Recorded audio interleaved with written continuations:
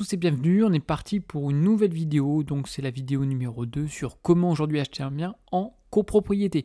Je vous invite à voir la première vidéo que je mettrai donc en haut à droite, on va reprendre, on va faire quelques petits rappels, mais on va également continuer cette petite série de vidéos sur comment acheter justement un bien en copropriété. Donc généralement ce sont les appartements, que ce soit du locatif ou de la RP, résidence principale, il y a toujours quelques petites choses à mentionner, d'autant plus que voilà, je trouve l'aspect dans lequel je l'amène, j'ai jamais vu aucune vidéo qui explique, on va dire, que la copropriété est plus importante que l'appartement. Donc n'hésitez pas également à mentionner ce que vous pensez dans les commentaires et à liker et à partager la vidéo s'il vous plaît. On va commencer donc par l'évaluation aujourd'hui des charges et des dépenses de travaux en copropriété. Je rappelle, lorsqu'on va investir, c'est sur du long terme, l'immobilier c'est sur plusieurs années, il est indispensable aujourd'hui d'anticiper évidemment les charges ainsi que les dépenses. Premièrement, participation obligatoire. Je rappelle que chaque copropriétaire aujourd'hui est tenu de contribuer aux frais du fonctionnement de l'immeuble et aux travaux des parties communes. En effet, sur l'état descriptif de division, vous avez justement votre code-part. Donc en fonction de l'appartement, de la taille, de la surface, de l'exposition et de différents paramètres, vous allez avoir justement une part qu'on nomme ça justement les tantièmes par rapport aux parties communes. Et donc ça va impacter votre budget. Plus votre part, plus vos tantièmes sont importants, plus justement vous allez devoir payer des frais au niveau des parties communes. Deuxième point, donc variabilité des dépenses. Les dépenses peuvent fortement fluctuer entre différentes copropriétés, impactant significativement les budgets individuels. En effet, dans le cas justement d'une copropriété, par exemple avec un ascenseur, les charges ne vont pas être les mêmes. C'est le cas notamment sur tout ce qui est ravalement de façade, toiture, étanchéité. Voilà pourquoi il est primordial avant l'acquisition aujourd'hui de regarder notamment les PV d'AG ainsi que les convocations. Convocations pourquoi ? Parce qu'on va pouvoir justement lire les annexes comptables. Je renvoie ma première vidéo et les vidéos sur les annexes comptables. Alors je suis d'accord avec vous, dès qu'on entend le mot comptable, c'est pas super sympa, on voit beaucoup de chiffres, mais aujourd'hui, pour vous donner un ordre d'idée, certaines personnes, certains investisseurs, j'adhère et je fais partie, c'est que j'analyse moi, premièrement, c'est les annexes comptables. C'est-à-dire que sur les annexes comptables, je sais si oui ou non aujourd'hui la copropriété tient la route. Sur les annexes comptables, on peut scanner la copropriété en entier. Donc ça évite de faire des allers-retours, des visites pour rien, c'est radical. Alors il n'y a pas que ça à prendre en compte, qu'on se met d'accord, mais ça y contribue fortement. Je rappelle, j'ai déjà fait, je vous dis, 4 vidéos sur les annexes comptables, j'ai déjà expliqué le pourquoi du comment, voilà, vous avez tout sur cette chaîne gratuitement. Troisième point, on va voir les informations préalables à l'achat. Donc avant l'acquisition, il est crucial de connaître ses coûts. La loi notamment exige que ces documents doivent être annexés, donc c'est les documents notamment financiers, à la promesse de vente, incluant évidemment les charges des 2 derniers exercices comptables et le budget prévisionnel, c'est obligatoire. La présence également d'un fonds de travaux est obligatoire, mais ce fonds de travaux en fait est rattaché au lot. Il n'est pas rattaché à personne. Bon, moi ça me semble un peu une aberration, ce fameux fonds de travaux, voilà, c'est loi Allure. Pourquoi ? Parce que bon, pour moi c'est plus profitable pour les banques. On ne va pas en parler, c'est une discussion qui mène à rien, mais voilà, c'est rattaché au lot. Allez, on continue. Donc quatrième point, c'est documents obligatoires à fournir justement par le vendeur. Donc pour un immeuble de plus de 10 lots principaux avec un budget moyen sur les 3 dernières années dépassant 15 000 euros. Bon, généralement, il y a beaucoup d'immeubles qui sont concernés. Il faut donc le budget prévisionnel sur les 3 dernières années, quote-part relative, justement par rapport au fonds de travaux et ces quote-parts que je vous ai annoncés au préalable sur les parties communes, ainsi que les montants de la dernière cotisation versée par le vendeur. Encore une fois, vous êtes tout sur les annexes comptables, vous êtes aujourd'hui sur votre extranet, on appelle ça, qui est obligatoire aujourd'hui sur toutes les copros, si vous passez par un syndic privé. Le méchant syndic, évidemment, vous avez tous ces documents qui sont normalement, s'il fait bien son job, sur votre compte. Donc c'est 3 clics, c'est un identifiant, c'est un mot de passe, et c'est cadeau. Vous n'avez pas besoin, par exemple, de faire un prêt état daté. Toutes ces informations-là, vous les avez. Donc un petit coup de fil au niveau du vendeur. Le vendeur, s'il n'a pas les codes et les identifiants, ce qui arrive relativement souvent, parce que peu de gens sont informés, et bien il appelle le syndic, et hop, 3 clics, et c'est fini. N'hésitez pas à regarder vraiment votre extranet, c'est un point très important. Quoi qu'il arrive pour moi, n'importe quel type d'immeuble, il faut avoir les annexes comptables. Il faut avoir des chiffres. On n'investit pas tant qu'on n'a pas des chiffres. Il faut quantifier la chose. Voilà pourquoi moi, je n'investirai jamais sur des choses que je ne peux pas quantifier et que je ne suis pas propriétaire. C'est le b.a.-ba. C'est-à-dire que d'abord, avant d'investir, on doit d'abord connaître. Et la connaissance pour moi fait partie notamment des annexes comptables. Donc par exemple, l'immobilier, hormis évidemment dans le cas d'une maison, on est bien d'accord, mais on est propriétaire plein pied. Mais dès que par exemple on doit investir dans une société, par exemple la fameuse bourse, il faut faire une analyse quantifiable, quantitative, avec on appelle ça une analyse fondamentale, avec des chiffres. Là, c'est le même principe, c'est la même chose. Cinquième point, on va voir justement la prévoyance avant la signature. Donc, il est recommandé d'obtenir ces informations bien avant justement la signature de l'avant-contrat pour éviter justement les surprises financières. Ça arrive chaque année. Ça arrive chaque année. Je vois certains, oui, mais c'est logique. Non, chaque année, ça arrive parce que voilà, il y a des agents immobiliers qui font pas forcément leur taf. Enfin, agents immobiliers, j'englobe tout le monde. Voilà, des mandataires, des agents co, des bon, il y a plusieurs noms pour cette profession. Bon, ils n'ont pas forcément tous une carte T, mais ce que je veux dire par là, c'est qu'il est indispensable aujourd'hui que lorsque vous allez acheter un bien en copropriété, d'anticiper justement ces fameuses charges et ces fameuses dépenses qui arrivent très vite. D'autant plus qu'aujourd'hui, on est sur une rénovation énergétique qui arrive, donc attention justement aux dégâts pour certains. Allez, une autre partie, on va voir justement la vérification des travaux prévus en AG. Ça, c'est important, enfin prévus en AG, prévus en copropriété. Inspection approfondie. Donc, avant l'achat, premièrement, on va également visiter l'immeuble. Moi, personnellement, je préfère d'abord regarder les données comptables avant de visiter. Parce que des fois, comptablement, je vois que c'est chaotique, personne ne paye. Je ne vais pas investir dans une copropriété où personne ne paye la moindre facture. Dans le cas où tout se passe bien, vous justement visitez l'immeuble, il faut regarder des éléments du petit détail. C'est relativement important. Cage escalier. Déjà quand vous rentrez, regardez surtout les petits papiers qu'il y a à l'accueil. Vous savez, à l'entrée, dès qu'on entre, il y a toujours un hall et il y a les fameux mots, les voisins qui font trop de bruit. Déjà, ça vous donne, on va dire, l'ambiance, c'est un petit peu de la copropriété. Vous pouvez également voir si la personne, les prestataires notamment de ménage, passent régulièrement avec les notes, quand c'est qu'ils passent, est-ce que c'est carré, est-ce que, dans le hall d'entrée, est-ce que c'est dégueulasse, oui, non, ça donne déjà un petit aperçu. Après, il y a tout ce qui est cage et escalier à bien identifier. On va avoir également la façade, qui est un point d'important parce que, ça en majorité, ça peut aller très vite, un ravalement de façade. Les volets, par exemple, c'est un coup. Les balcons. Et également le top, c'est la toiture. Là aussi, la toiture, dès qu'il y a des problèmes d'étanchéité, attention, ça peut monter relativement vite. Allez, on continue. Donc, deuxième petite partie, donc l'analyse du PV, donc du procès-verbal d'AG. Très important. Le procès-verbal, vous devez le scanner, les 3 derniers. Et également, comme je l'ai mentionné, convocation. Pourquoi ? Parce que c'est dans la convocation, il y a les annexes comptables. Donc, procès, pourquoi ? Parce qu'en fait, vous allez pouvoir justement différentes remarques des copropriétaires sur différents dysfonctionnements chroniques pour identifier justement les réparations majeures à venir. Je vois les 3 derniers, il y a certaines choses qui ont passé, certaines choses non.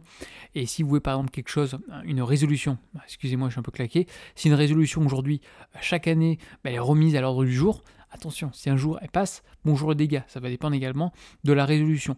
Mais là, ça peut également vous donner, on va dire, un petit impôt. Encore une fois, ça, c'est sur votre extranet. Je vous dis, c'est 3 clics et vous pouvez savoir rapidement si la copro, ça vaut le coup ou non. Analyse comptable, PV d'AG, convocation.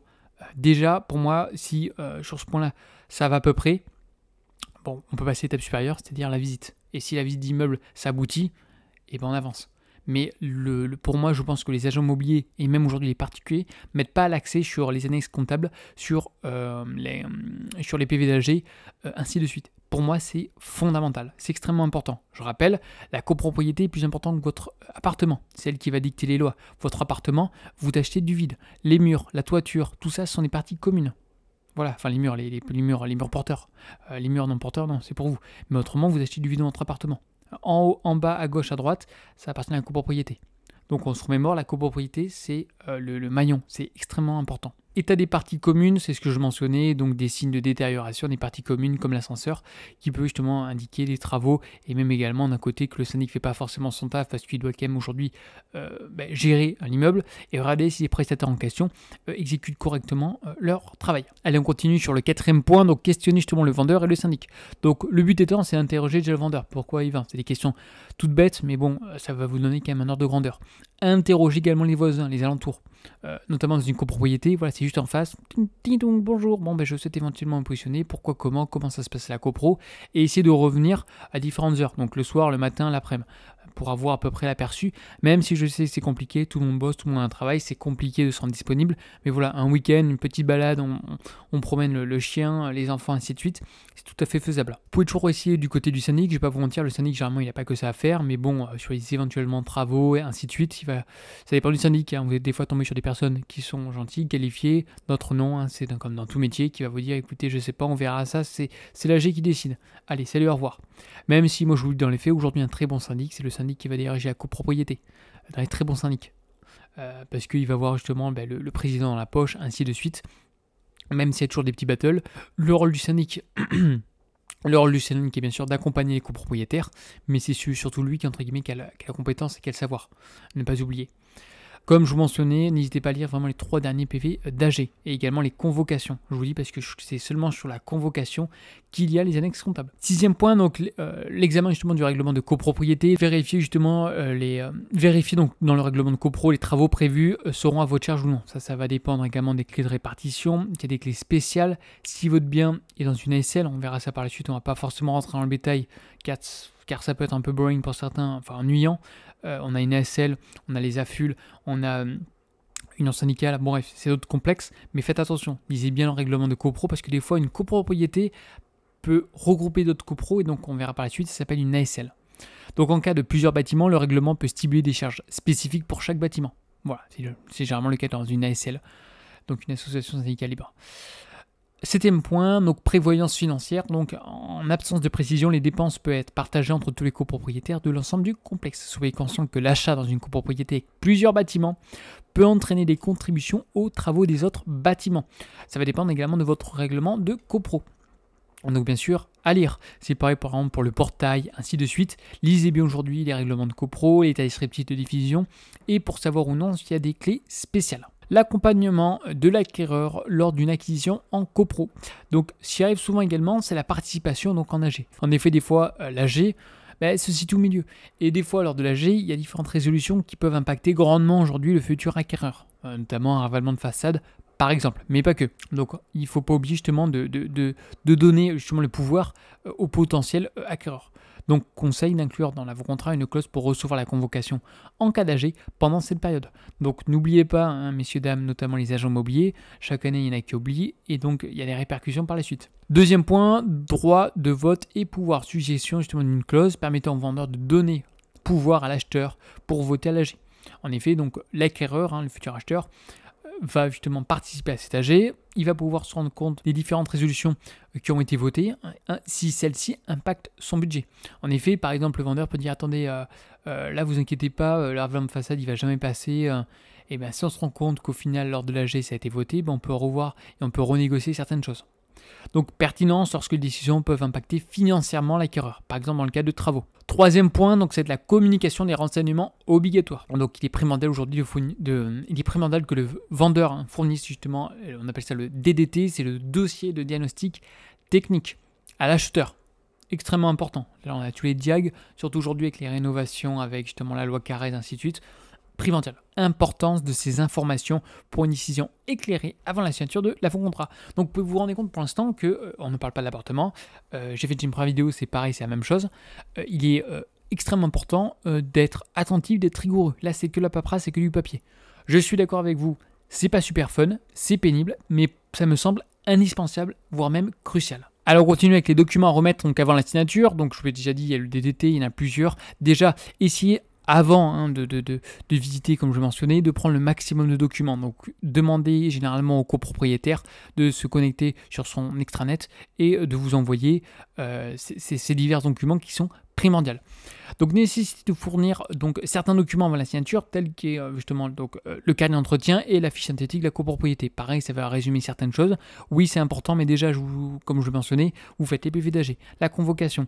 Les annexes comptables, déjà, ça vous donne vraiment des trucs en base. En plus, vous pouvez continuer avec ce genre d'éléments supplémentaires. Information essentielle, c'est surtout à examiner. C'est pas à lire, c'est à examiner. Pour moi, il y a une différence, il y a une distinction. 5e point, c'est de la transmission notamment des procès-verbaux et les conclusions techniques. Bon, on va pas revenir dessus, je pense que c'est bon, vous avez quand même compris aujourd'hui. 6e point, donc c'est des informations financières qui sont cruciales, communication au futur acquéreur du montant des charges courantes, des arrêts de charges et les éventuelles sommes dues à payer à la copropriété. Alors ça c'est un point important, en effet lorsqu'on va être copropriétaire, c'est au moment justement de la signature de l'acte de vente qu'on est propriétaire. Donc si derrière potentiellement, je sais pas moi, on a des travaux par exemple de ravalement de façade effectués qui vont être appelés 3 fois au cours de l'année, mais on est propriétaire à la moitié de l'année, et bien le prochain appel de fonds il est pour nous, il est pour le prochain propriétaire.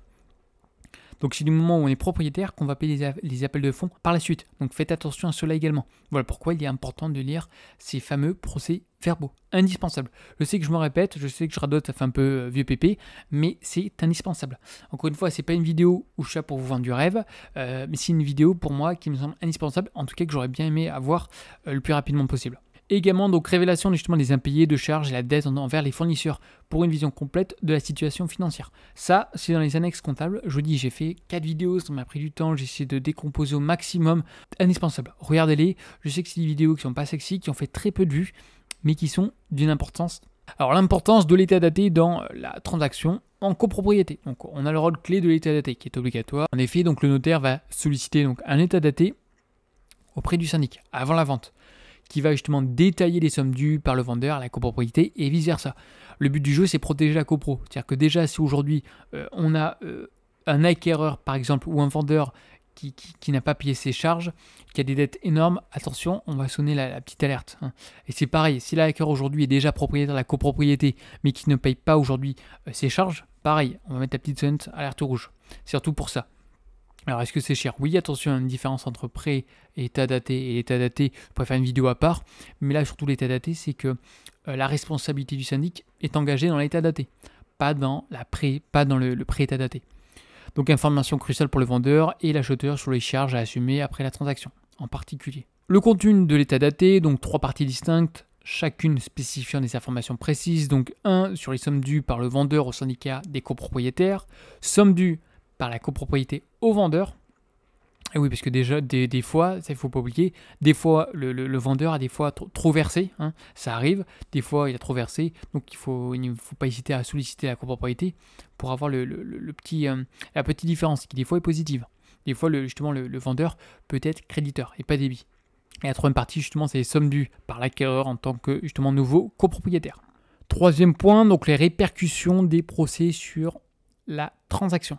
En effet, mention obligatoire des procès impliquant la copropriété dans l'état daté, notamment les frais de procédure qui peuvent influencer aujourd'hui la décision d'achat en raison de l'implication financière pour l'ensemble des copropriétaires. En effet, notamment dans les copros qui sont neuves aujourd'hui, donc après livraison, on a certaines choses qui ne vont pas forcément, donc il y a des procédures qui sont mises en place, qui sont généralement longues et coûteuses. Donc des fois, certaines personnes ont peur et qui ont obligé un peu ric-rac, n'ont pas envie de se lancer dans des procédures coûteuses et des fois qui a un auré l'incertitude qui peut être important. Et donc il est important de prendre en considération ce paramètre supplémentaire. Donc l'importance de l'état daté dans la transaction en copropriété. On continue avec la gestion justement des détails financiers. Donc le vendeur peut régler directement le syndic ou le notaire avant la vente ou lors de la signature de l'acte notarié. En cas de contestation du montant, le notaire informe le syndic pour résoudre justement le différend. Au niveau des honoraires du syndic, le méchant, les honoraires spécifiques pour l'établissement de l'état daté sont à la charge justement du vendeur. Encore une fois, tout peut se négocier, mais c'est généralement ça se passe comme ça. Et donc le décret fixe un montant maximum de 380 € TTC. En revanche, il y a une illégalité aujourd'hui du prêt état daté, notamment certains syndics le facturent. Donc on a un prêt état daté qui est illégal, il peut le facturer à des sommes qui sont assez importantes. D'autant plus qu'aujourd'hui, est-ce qu'un prêt état daté c'est facile à faire? La réponse est oui. Si vous avez bien, si vous avez mis les informations sur votre logiciel au cours du temps, si vous bossez correctement, qu'on soit très clair, c'est 3 clics et c'est fait en 10 minutes. Un prêt état daté, c'est pas très long. Pour le syndic qui en profite, ça va renflouer les caisses. Surtout que des mutations, des transactions, il y en a quand même beaucoup. On va pas se mentir. Un peu moins en ce moment, mais il y en a quand même, donc ça fait l'argent facile. Parce qu'après, c'est un métier qui est compliqué, c'est des métiers où les marges sont relativement faibles. On a des marges, entre 3 et 5% au maximum, avec d'ailleurs pas mal d'emmerdes, parce que dès qu'il y a de l'humain, c'est compliqué à gérer. Allez, donc la vidéo touche à sa fin. Si vous avez des questions, surtout, n'hésitez pas dans les commentaires. N'hésitez pas également à liker la vidéo, s'il vous plaît, afin de me soutenir. Un petit like et on s'abonne, et je vous dis à une prochaine. Allez, bye bye.